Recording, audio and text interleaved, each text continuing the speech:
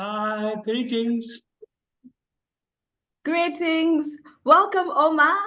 I'm so Thank excited you to very have you. much. Yes, nice to have you. I was doubting if you're coming.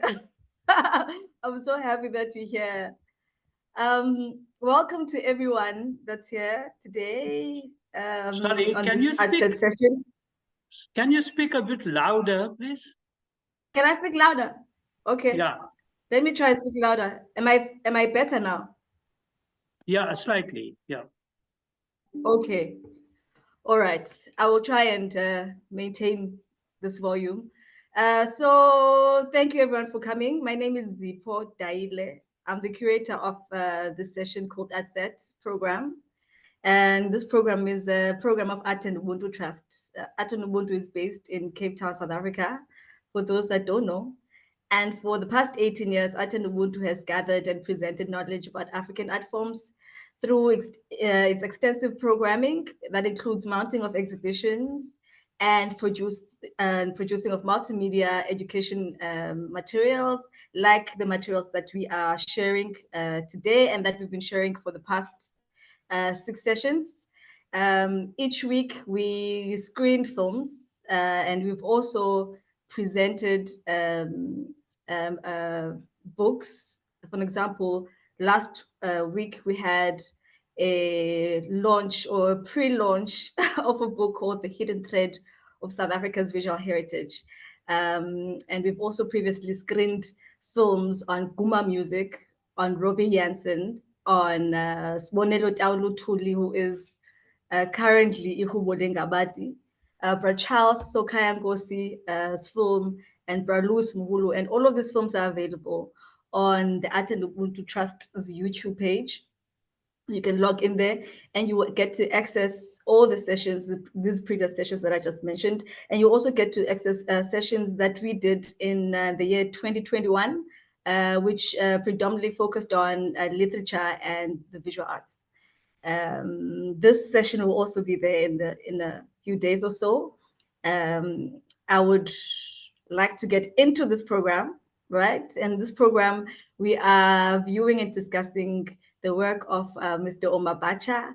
And I'd like to welcome Mr. Omar Badsha, and I'd also like to welcome our guests, Dr. Phindezwa Mnyaka, who's a historian and lecturer at the University of the Western Cape. Mr. Cedric Nunn is here in spirit and also in video. We struggle with his connection today, but he did send a video for his presentation. So a little bit later, we'll get to listen to Mr. Cedric Nunn. And I also have another guest, Rory Tsapayi. Thank you for coming.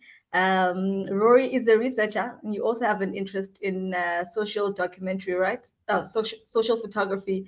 And thank you for being here. We will hear from Rory a little bit later also.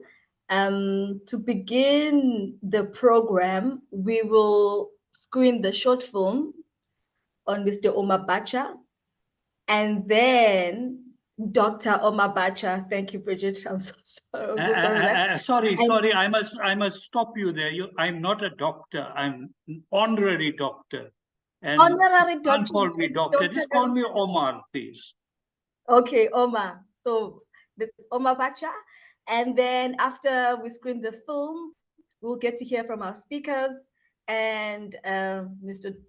Omar Badsha himself. So let's start playing the film and then come back and chat a little bit.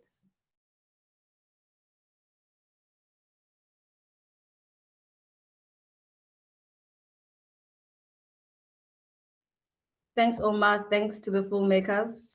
And welcome back to this part of the session. We do have the filmmakers here. If you have any questions towards them, I'm sure they're willing to answer your questions. We also encourage for everyone to come and contribute as much as the sessions are designed for educational purposes.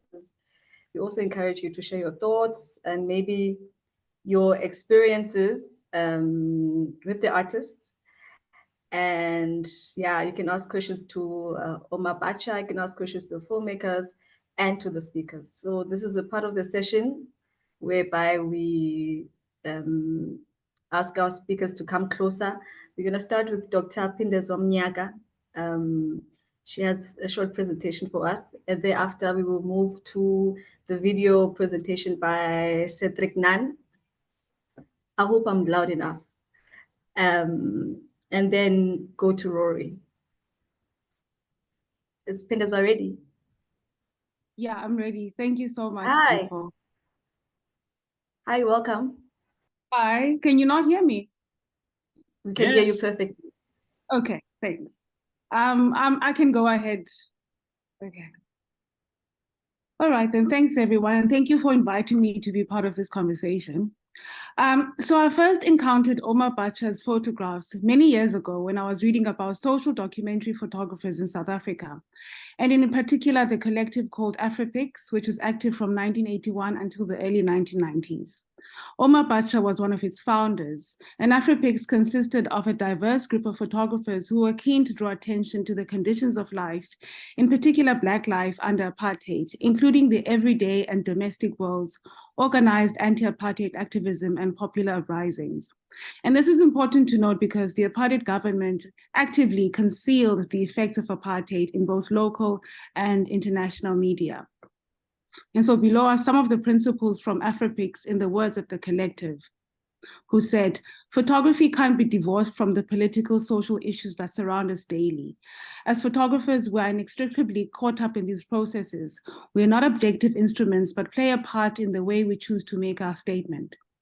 The photographers in this collection do not look at our country through the lens of rulers.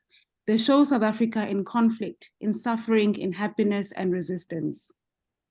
The images locate these themes of sadness, dignity, and power in a divided, struggling South Africa.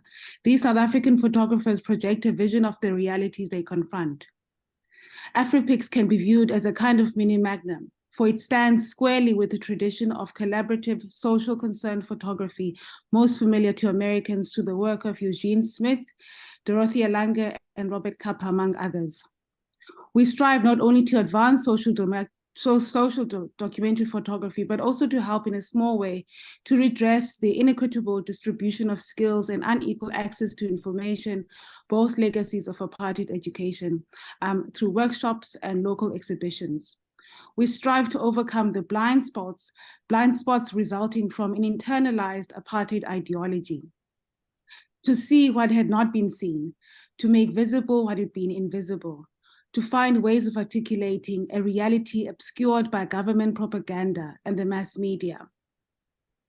So I think it's important to locate AfriPix's intentions and values in the context of an oppressive regime that sought to censor and govern knowledge production. But I also think that while Omar Badsha's photographic work may have been part of this collective, the images themselves exceed these particular aims. So in various interviews, Omar Badsha has indicated that a number of his photographs began as part of his visual diary around Durban, which consisted of walking through both familiar and unfamiliar neighborhoods and zones. He has said that these photographs started life as a diary, a tool to help me map my way through the racialized maze created over a century of colonialism, apartheid, and my own Indianness. In other words, they did not necessarily start out to be examples of so-called struggle photography, but were personal meditations. And this is possibly why his photos contain what many, and myself included, describe as a transcendent quality that make it difficult to interpret the people and places documented in terms of simply struggle or resistance, or even just the terms outlined by AfriPix.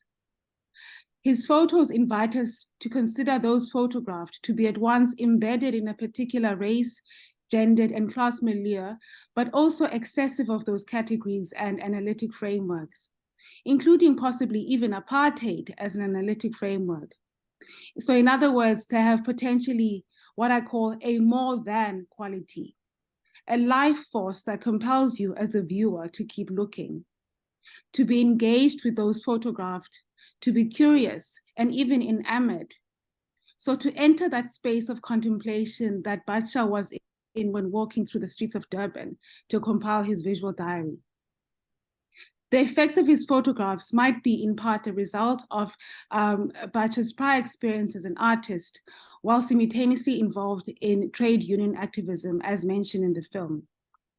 And I mention this because artists do not necessarily create art just to generate knowledge about the world, to show and tell, which might be the case with the photojournalist, but to offer spaces of reflection. So I think part of the importance of his work is in blurring the distinction between so-called art and non-art, in generating images constitutive of both the sublime and the mundane, such that the two collapse into each other. Probably a quality I would describe as quintessential to the existence of simply being human. Thanks, Zipo. I was asked to speak for strictly 6 minutes, so I kept it quite short. Thank you. Thanks, Phindi. We will have a little bit more time, don't worry, for you to maybe recollect your thoughts and share anything else that might come up. But it would be great for us to just finish all these little presentations before we get the chance to all engage with what you've shared with us. Thank you so much. I'll ask you and Elisa to please play Cedric Nunn's video. He wasn't able to be here today due to some connection problems, but he sent this video.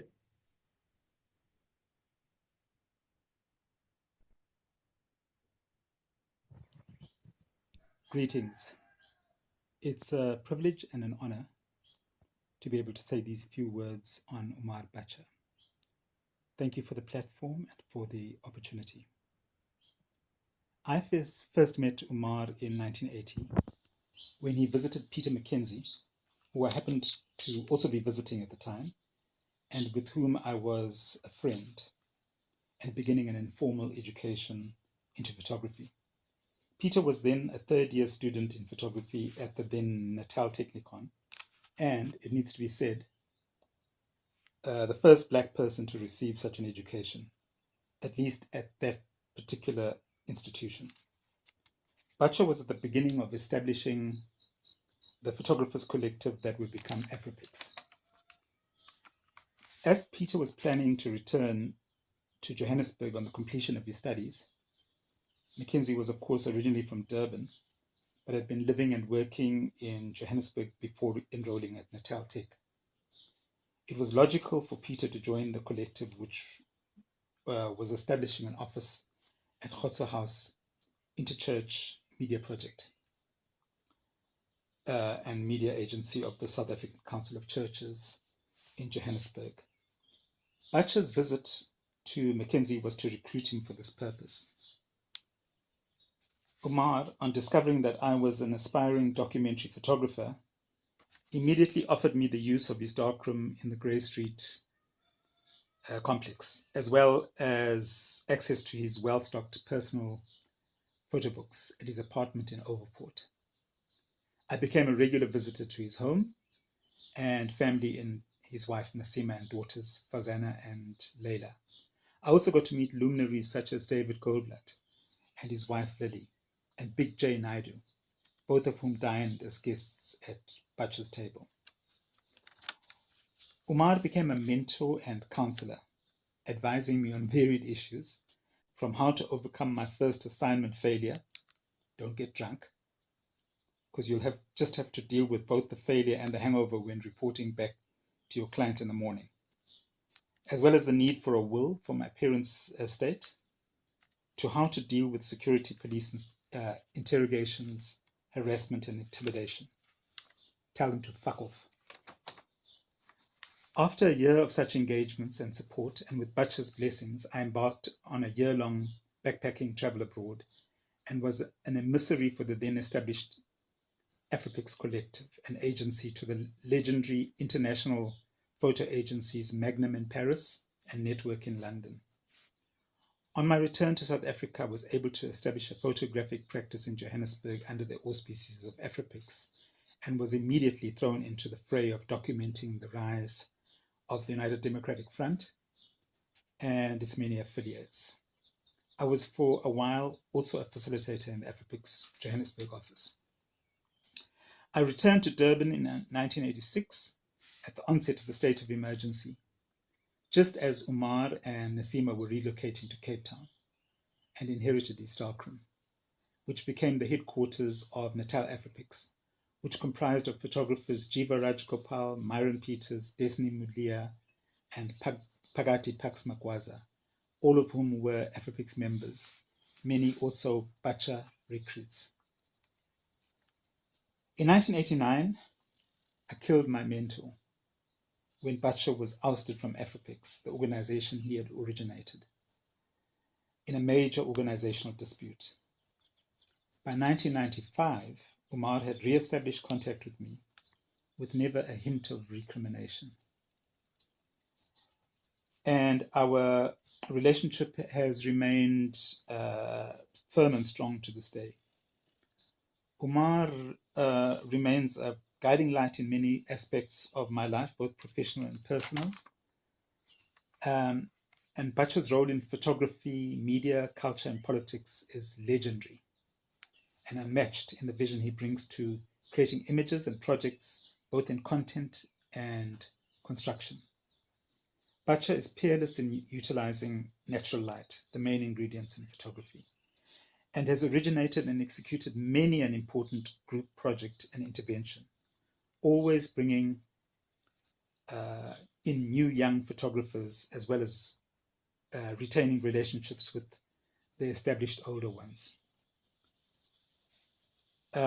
His contribution to cultural and political organizations are also legion, as is his contribution as an intellectual.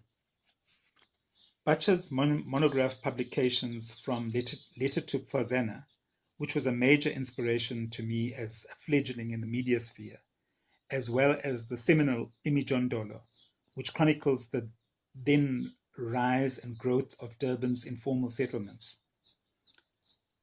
At the time, the fastest growing in the world, through a detailed prism of Inanda informal settlements, and which I had the privilege of observing upfront in construction as he printed images fresh from the field, so to speak, in his darkroom, which he was sharing with me at the time. Imperial Ghetto is a masterclass in dissecting an urban community formed in the furnace of colonialism, class, and apartheid. And of course, his retrospective Sea Times, which straddles his entire oeuvre and are books that should be on the shelves of all who want to understand our journey as a nation and a people. Of course, Badsha has gone on to create the preeminent online history site in South African History Online, espousing the ethos that those who forget or ignore their history are doomed to repeat it. SAAPP brings our collective history to our nearest communications device and leaves no room for us to say we didn't know. I recall a visit from Badsha in the mid-90s as he was re-establishing our relationship to share this vision with me.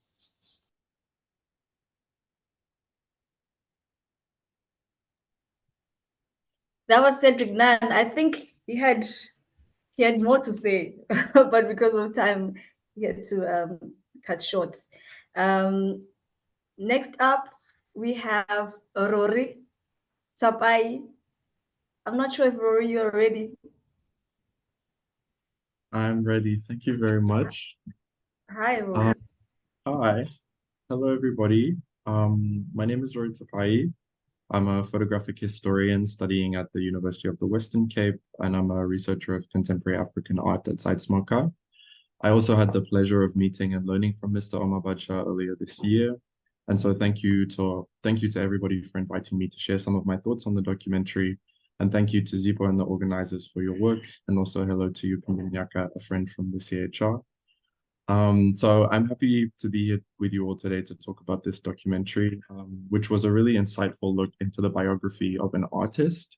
And I use the word artist very deliberately because it was, for me, a very new and particular way of understanding Omar Badsha's biography, which I personally have encountered, like others, from my research into social documentary photography, in fact, writing a thesis on the relationship between Afripix and Staff Writer magazine in the late 1970s and early 1980s.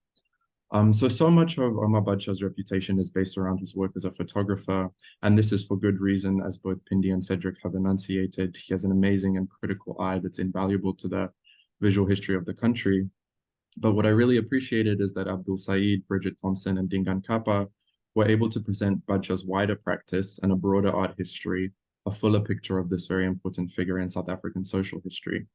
It was enlightening to see his woodcut prints, his sculptures and drawings, and to hear about his relationship with art from a childhood home filled with paintings to a rich community of creatives in Durban and beyond, including his close friend and celebrated South African artist Dumile Feni.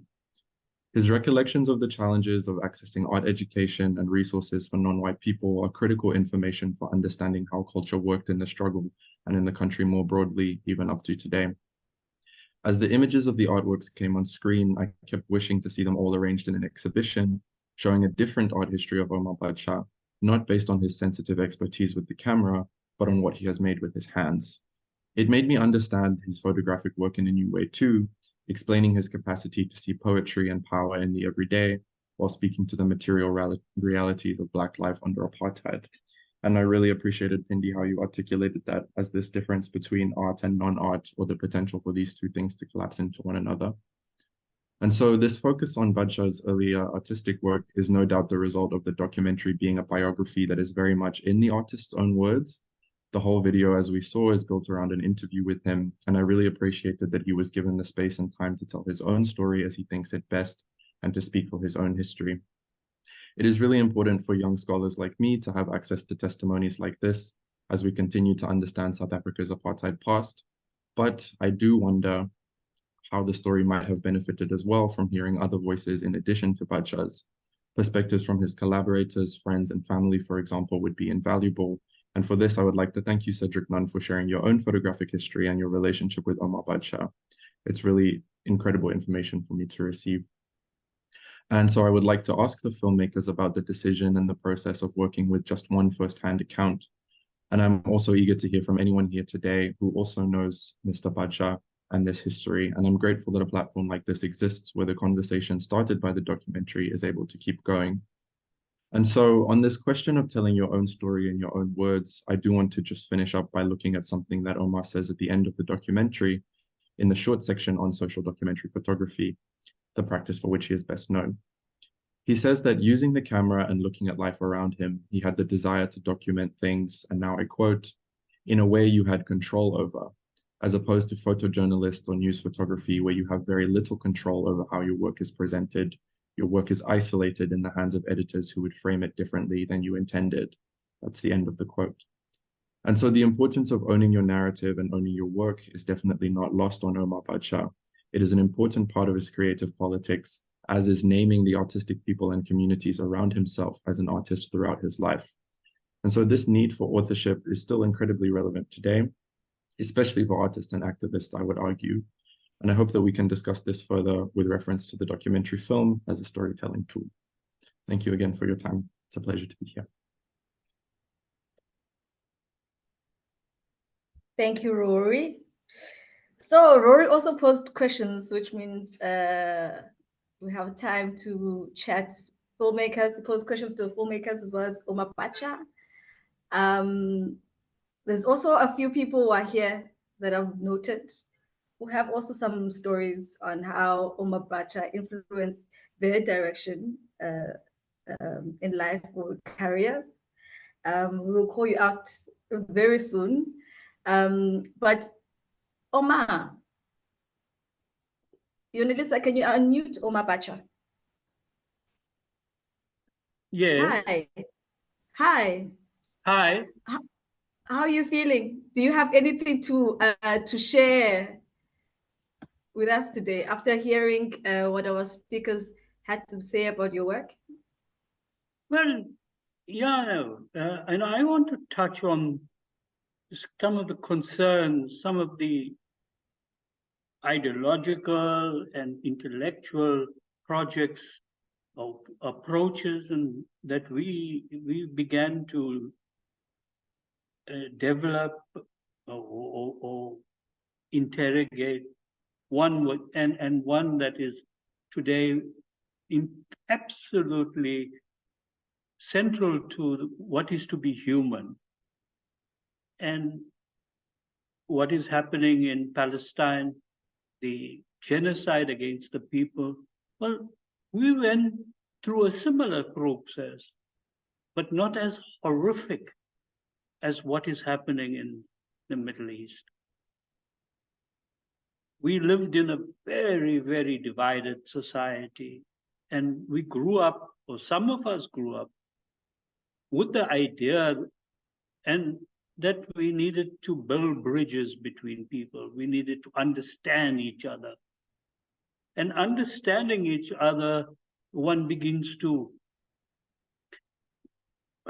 explore. One needs to begin moving away from your own little niche, your own little ghetto, and exposing yourself and learning from people outside you.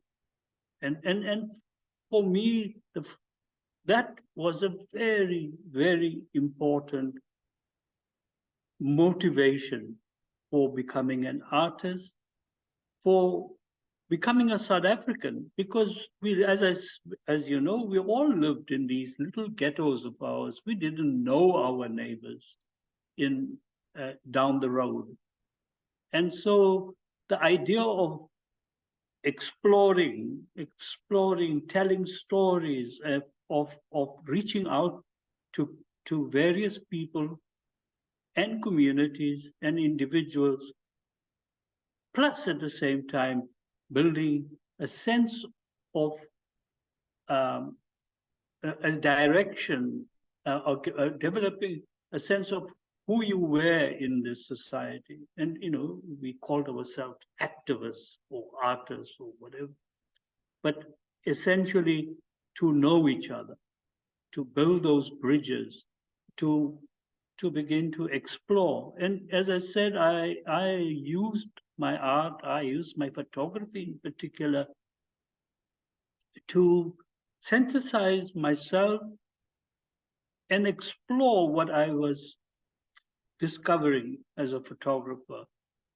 I began to reach out to friends and communities and documenting their lives or working in those communities. For instance, you know, working with activists like Fatima Mir around the Children's Project, and then Inanda, my work in Inanda. My work in Inanda was initiated largely by a comrade of mine, Cedric Mapumulu, who was banned to Inanda. And, you know, he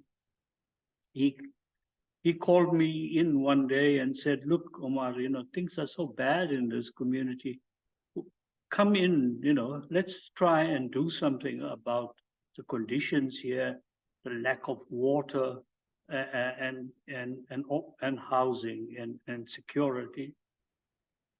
And so that's how I got involved, and I was very, very fortunate in being allowed into that community and ended up being a secretary of one of the areas in Inanda, the Yamauti community, and became the secretary of the Yamauti Residents Association.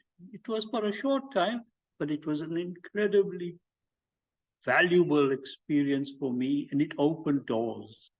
It opened me to the conditions under which people were living, which I knew theoretically, and I knew what is to be poor. I came from a similar sort of background, economic background. But reaching out to people, I had to teach myself new ways of interacting, because you can't just take a camera and just point it at people. You need to be able to get people to relax, people to trust you, people to invite you into their homes. And I learned to do that and I was very lucky. I had very good people around me who took me around, or who made me aware of what it was to live in the John Dollars of Durban. And not that I didn't know about those, because I was a trade union organizer and I would go into areas, but there was a different dynamic there. So one began to see, and one begins to start constructing what you have seen into a storyline, a narrative that captures, in a way, the lived experience of people, without it becoming soppy or liberal, or in the old liberal sort of paradigm, where we were just seen as victims who needed to be supported and helped, whereas we had our own agency, we had our own cultural norms and a very rich cultural life. But and so I began to become very aware of all of those things as a photographer, and learning to construct, let me put the word, an essay or an essay or an exhibition or book, whatever it was, in a way that reflected mine and the experience of other artists and photographers and activists that I worked with. And it required one to be humble, to understand, to people, to walk into their homes, not in a way that disturbs their understanding of, or they disturbs them in any way. Sorry, that's the wrong way of putting it, but I'm sure you understand what I'm talking about. Is to respect that the surrounding, but at the same time being aware, being absolutely aware of the moment, and all those moments. When you take those photographs, you go back home, you process them, and then you look hard. You look very hard at what you have done, and through that process, you learn what works and what doesn't work, what is missing and what you need to then concentrate on. So you build a narrative, you build a story, and you also learn from your colleagues and fellow photographers and artists. So I was lucky. I was lucky in that people invited me. People embraced what I was doing and what we as a group were doing as artists and photographers. Not that there were no difficulties. We worked in a highly volatile situation with Inkatha on one hand, and the Inkatha bosses that controlled Inanda were vicious in the way they exploited that community, and the security police, and you also saw the collaboration between the two. But managed to put together a narrative that allowed people to understand their neighbors, and for me, allowed me to understand the human condition, and to how to present it in a way that does not fall into very stereotyped way of approaching the other. Yeah, so image making is also dependent on, or in our case, or in my case in particular, I was very much influenced by the writers, the poets, and you know, academics who I came into contact with, and learned an enormous amount. My experience in Inanda initially was that I was working with the then band Mewa Ram Gobind and Ila Ram Gobind, and most important of all that group was Rick Turner, the academic who taught us an enormous amount about what is to be human, and also Rick's abiding interest was teaching, finding new ways of putting across ideas, and so I worked with him and others in running work camps, and later in the trade unions, in organizing and teaching and setting up worker education programs. So our lives were integrated, not just as artists in our little ghetto there, but as activists who are concerned about the conditions in our country, and who were actively working towards the overthrow of this regime. Well, let me stop there. If there are any questions that you take from me. Okay, thanks, Omar. There might be questions a little later. But on another note, Langa, you said something in the week that Omar Badsha was one of the people that influenced him, and Mafika Kwaila were one of the people who influenced you to be a writer. Do you mind speaking about that? Phindezwa Langa, I see you here. Hello. Hi. Hello. How are you you? doing? Okay. Hi, Hi, everyone. Mandla. Hi, Omar. I'm happy to be here to share a little bit. I was just being a bit mischievous, as Omar will always appreciate when I was saying that he and Mafika were the driving force or inspiration towards my putting down my pen and ink for a while to concentrate on writing. I used to do, when I visited Omar at his place on Wills Road, if I'm not, Mills Road, if I'm not Lane, off Wills Road, yes. Off Wills Road, yeah, in Durban, a long time ago, before a lot of people were born. And that's where I saw the range of the work he was doing, and I was hugely impressed.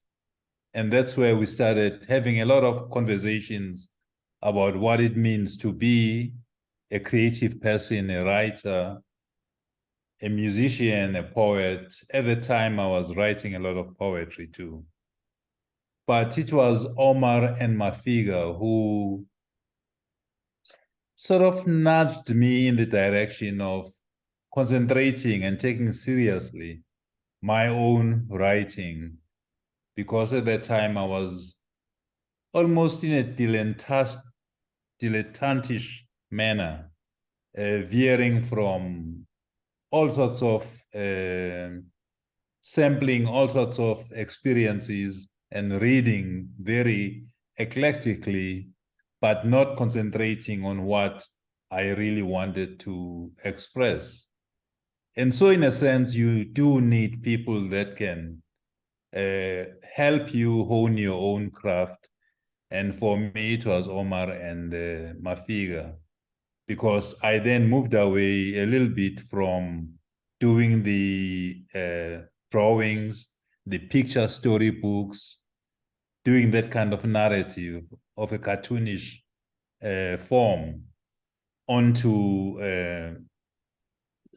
poetry and much more, and later onto prose, which you can never say as a writer or as an artist that you now feel comfortable, you have landed. But at least you can say that you have reached a certain area where you can be cruising in whatever it is that you are creating. So that's what I wanted to share, or I was sharing on Facebook when I spoke about Omar. I find this conversation very, the exchanges and the contributions very illuminating. Thank you very much for hosting it. Merci. Thank you.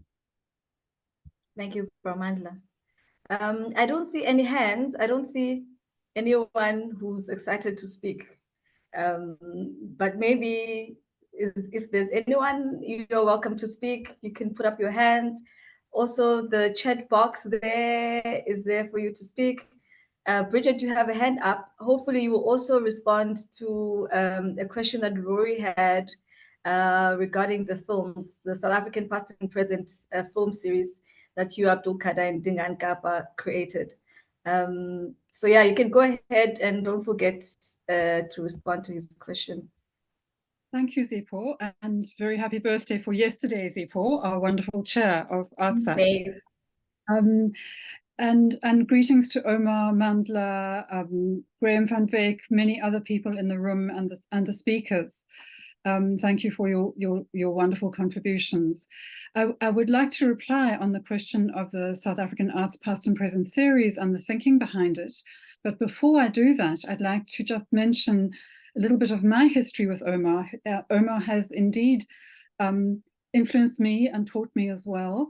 I met him in the 1980s when I traveled to Durban with Dr. Neville Alexander, intellectual and activist, and Lindy Wilson, social documentary filmmaker.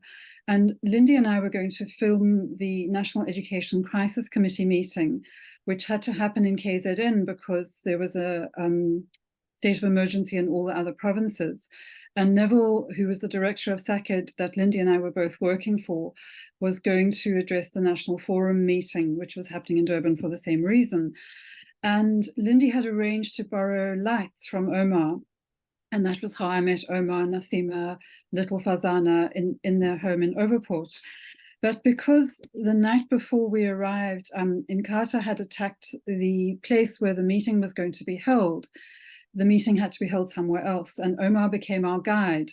And we drove uphill and down Dale through Chatsworth to eventually find the meeting. But still, there was a lot of tension and fear in case the meeting was going to be attacked. And we lined up, as filmmakers and photographers, we sort of all line up at the front to film the speakers and so on. But this was my first exposure to Omar's practice. And Omar's practice was to go behind the scenes to find out what was happening with the people behind the scenes. And he went out and he noticed what was happening, and he can perhaps talk about it later. And later on, he moved to Cape Town. And I had the pleasure of getting to know Leila as well when she was born. And we had and he suggested to us that we do a project teaching documentary photography combined with an oral history project at SAAPP. And it was really a pleasure to collaborate with him. Roger Meintjes, another Afropix member, also worked with him, and the late John Burnt built the darkroom. And we taught, Omar and Roger taught photography to Kanya College students who were studying African history. And at the same time, we taught them interviewing skills and so on. And again, Omar's method, which was to go behind the scenes. The theme was sport, when he said, don't focus on what's happening on the field, focus on what's happening with the people on the stands, focus on the story around. So this was a great experience and a great methodological learning.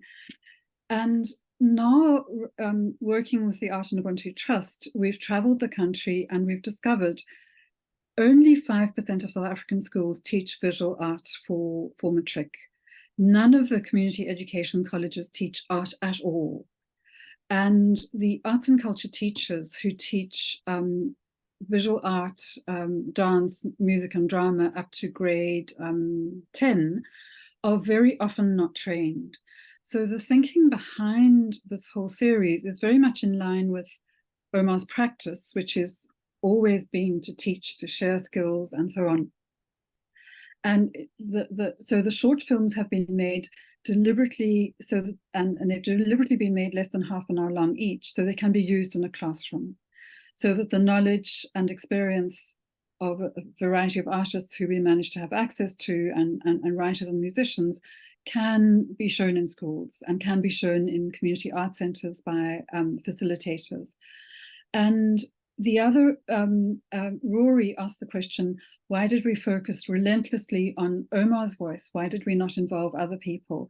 We did interview some other people, but there are two reasons for it. One is that in the working with artists, we have realized the strength of their intellectual voice, and writing about their work, interpretations of their work are not sufficient, and don't sufficiently really explore their aesthetics. So we wanted to give the artists an opportunity to lay down their motivations, their thinking, their rationale for what they're doing, which is profoundly intellectual and very important for us as an arts community to understand. So those are the two rationales.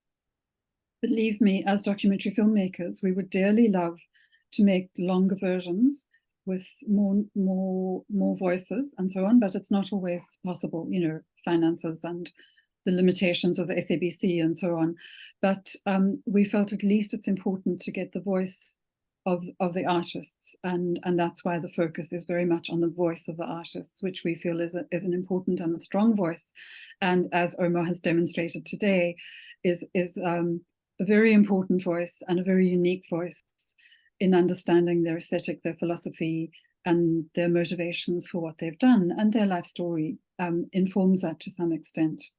And I'd just like to make one last comment. Anybody who's a regular at our ArtSAT sessions will see that the films all end with a tribute to Dingaan Thomas Kappa, and it says, in loving memory of Dingaan Thomas Kappa. He was a really unique South African documentary filmmaker who shared Omar's eye. I call Omar's eye a very compassionate eye. Many of us who know Omar also know that he has an outspoken and strict and sometimes quite tough tongue, but his eye is extremely compassionate, especially when you start to unpack the narratives in his photographs. You will see the depth of the compassion there. And it really, and his photography, I think, is inspired by, and not inspired by, and premised on the aesthetic explorations he was doing with Dumile Feni, where they together said, we have to bring the human element into South African art, which at that stage wasn't there. There was too much othering. And I just like to say that Dingaan Thomas Kappa was another person who really had this extraordinarily compassionate eye. He didn't produce many films, but those films that he produced were deeply connected with people on the ground, their suffering, their life, their humanity. And it was really a great privilege to work with him on the series. And it was a sad loss to us when he passed away before we managed to finish the editing. But he was critical in the production. So that question of that compassionate eye, I think, is really vital for us in the world today, as Omar mentioned. Yeah, it's lacking. It's desperately lacking, and we need to bring it back into artistic practices as strongly as we can. Thank you. I hope I've answered all the questions about the films. Thank you, Bridget. Before we take our next hand, some might have noted that there's on the chat box, there's a feedback form. We'd appreciate if you could write your comments on the feedback form on how you found the sessions. There'll be little questions there that will prompt you to answer. And please do that before you log out, or you can download it and send it to us. Next up, I see there's a hand. There's a hand from Mbai. You can please unmute yourself and you can switch on the camera if you'd like.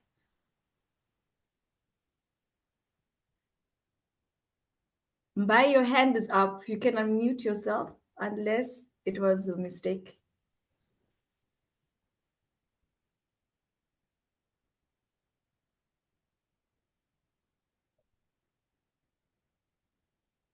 No, it's not a mistake. I am trying to put my camera on here, but having some issues here. But anyway, good morning, everybody. Good afternoon. I'm actually calling from Washington, D.C. here. And my name is Bai Cham, and I am a professor here at Howard University, where we had the pleasure of welcoming Omar a couple of years ago through one of our faculty members here who's worked very closely on South Africa in general, Professor Robert Edgar, and who also is a close friend of Omar and was very instrumental in getting him to come to the Center for African Studies and did a wonderful presentation there, and left a copy of his book, Seed Times, which we still have and try to expose to our students as much as possible, not just students in the art department, but also those in some of the other areas, like in political science and in African studies, who are interested in issues of history, struggle, economics, and politics of South Africa. So thank you very much, Omar. We have vivid memories of that particular visit there. And I was also privileged to visit with you at your lovely home in Cape Town in the company of Bridget and Abdul Kadir. When I came to visit there, they took me and we had a really, really nice, wonderful chat there. And I got to know you a little bit better through our exchange there. So those are really very cherished memories, memories that I still cherish very much here. I wanted to ask Omar briefly, in addition to some of the influences or some of the folks that you came into contact with,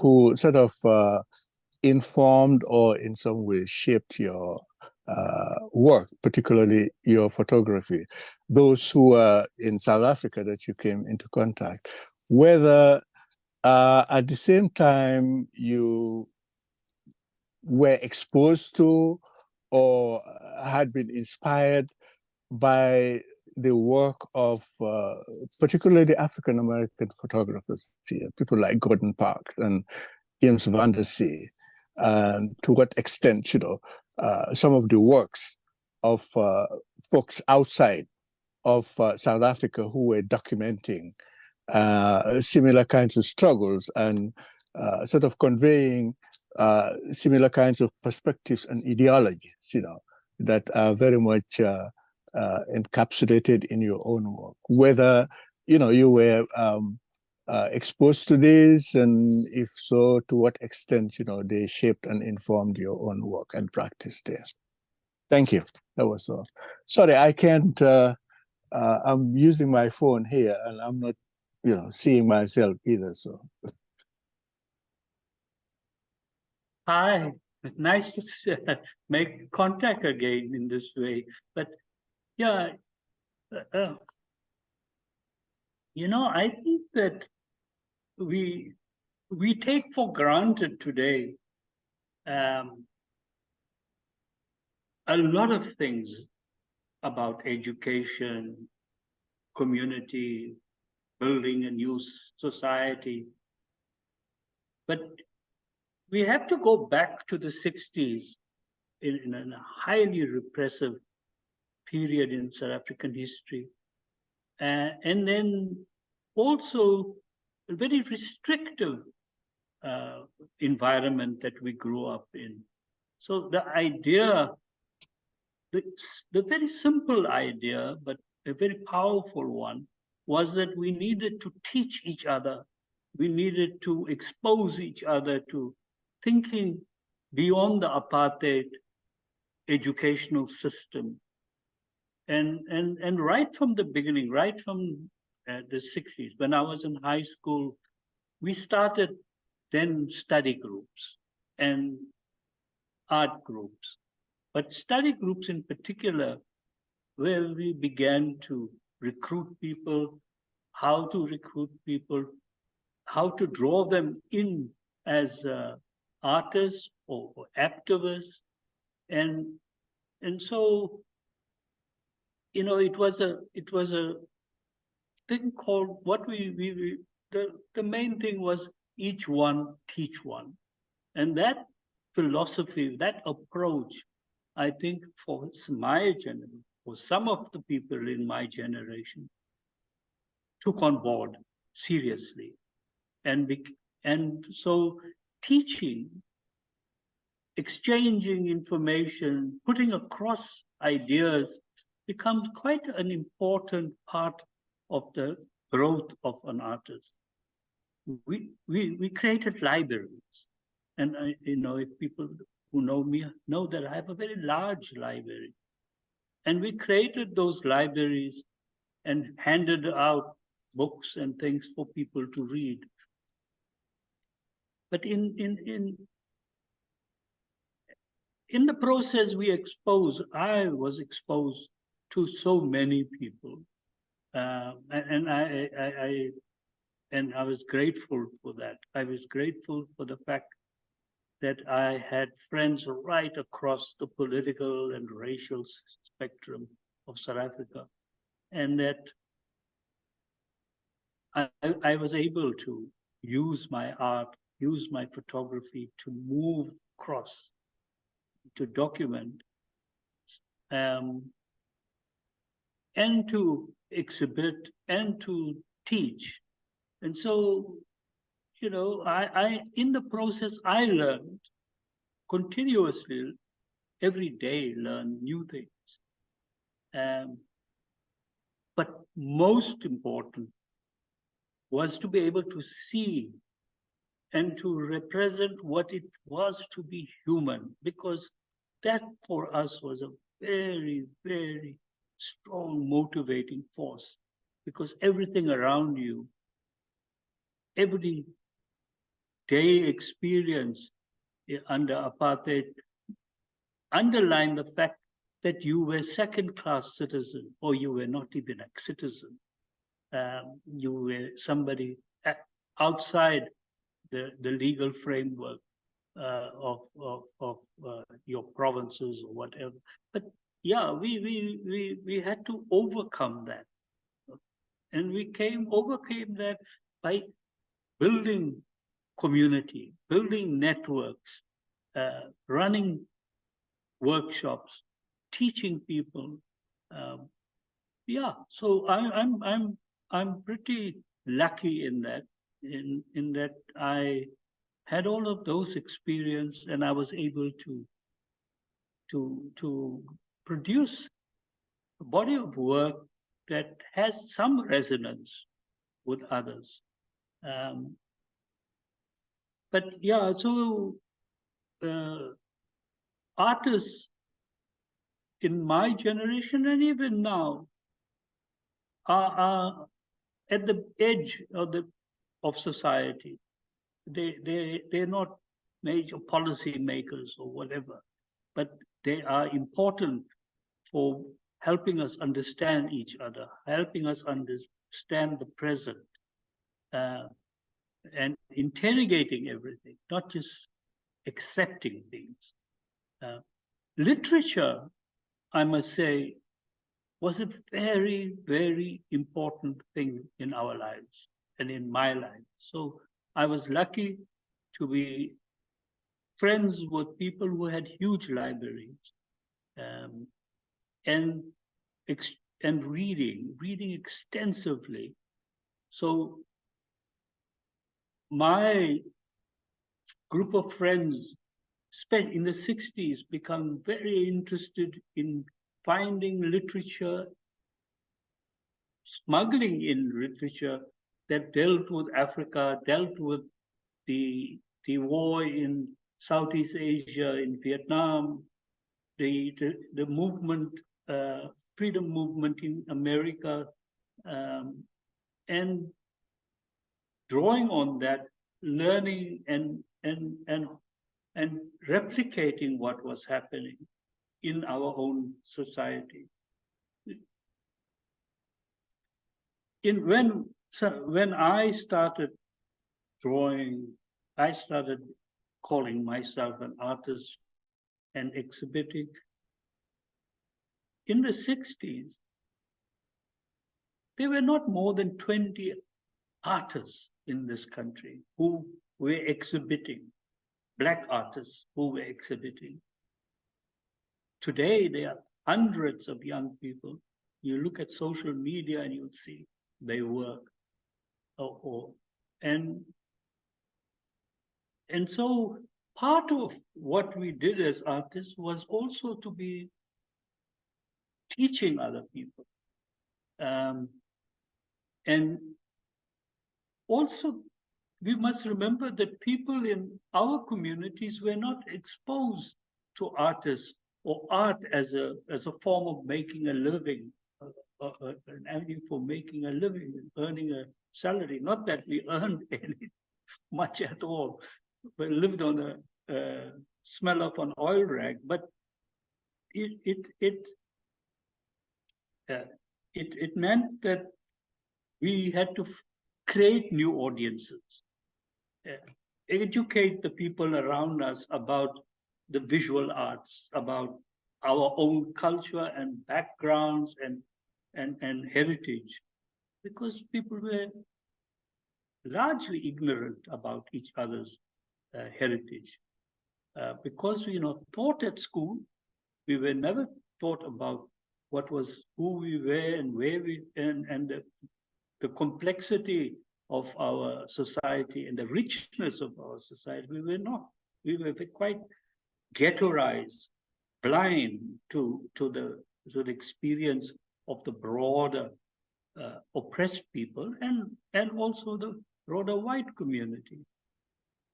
So art became a very important the arts as a whole became a very important way of putting across ideas. And also in those times, putting across quite radical ideas, some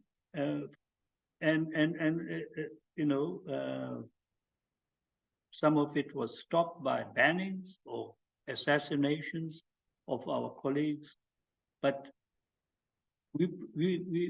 that was what we strove for, to mobilize people, to make people aware, to build the confidence in taking on a system, a vicious system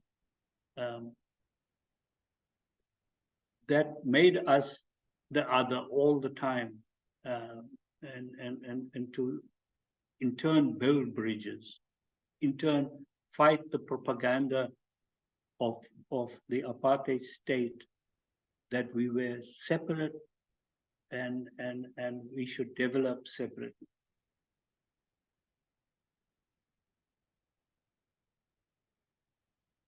Let me stop there. Thank you, Omar. We're almost close to the end of our time. All this session seems to be very short. I would like I'm wondering if maybe Phindezwa and Rory, you have maybe your last thoughts before we say goodbye, or if you're okay. No, thank you. I've really enjoyed being part of this conversation. I have nothing else to add. Just my thank you, and it's wonderful to have Omar here as part of this conversation. So thank you so much. Thanks a lot, Thanks, Whitney. Yeah, I would just like to reiterate that thanks and say that I really appreciate this idea about sort of integrated living, bringing across the arts, across politics, across activism. I think, as you mentioned, Omar, these are questions that have a different type of urgency in our current moment as we think about what's happening in Palestine. And I sometimes, as someone who works in the arts, I can often feel like my work is maybe not urgent enough, but this was a helpful reminder that working across different groups of people who all have different strengths and different ways to contribute to these struggles. So I'm just feeling sort of really encouraged today. So thank you for everything that everyone has shared. Abdul Kader, do you have any last words? One of the filmmakers, Abdul Kader, is here. I was wondering if he has any last words. No, I don't. Thank you first and foremost. Greeting to everyone. I don't have any other words. Everything has been said there. And the important thing that has been highlighted by Omar is not the way that you look at, but you have to look from the society, not look at the society. And the young generation of what I call today the Coca-Cola generation, they look at instead of looking from. That is what I want to have to say. But thank you for everyone. Sure. Thank you, Abdul Kader. Bridget, do you have some last words? Thank you. Or is that your old hand? No. I would like to say something. My respects to everybody who's spoken. Thank you very much. I'd just like to mention that we are working on a manuscript with Omar called Omar Badsha's Narratives. And as I think it was Rory who mentioned, there are magnificent books that have been produced on Omar's work. This book is slightly different because it's aimed at an educational audience. And it's Omar. We haven't discussed even one of Omar's pictures today. And this book looks at some of his pictures and looks at the narratives within the pictures, in sequences of pictures and in individual pictures. And he provides an interpretation. So we're hoping to bring that book out as soon as possible. And just to say that it's another angle on Omar's work. It's an interpretation of the pictures themselves. And thank you everybody for a very moving and informative and really wonderful session, and most especially to Omar for your incredible body of work and your incredible commitment over so many decades. Thank you for your inspiration. Thank you, Thanks, everyone, Bridget. for inviting me. Sure.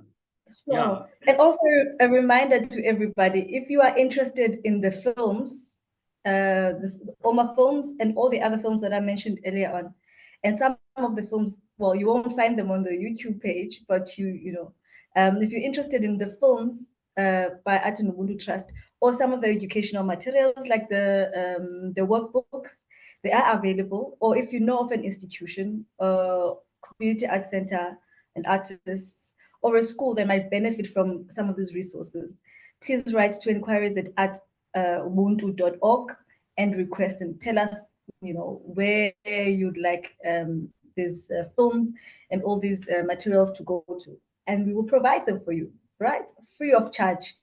Thank you everyone for joining us, and thanks to our speakers for honoring Omar and everybody else that contributed to the session. Thank you. I see we have Graham Van Wyk. I haven't seen him for a long time. So hi, Graham.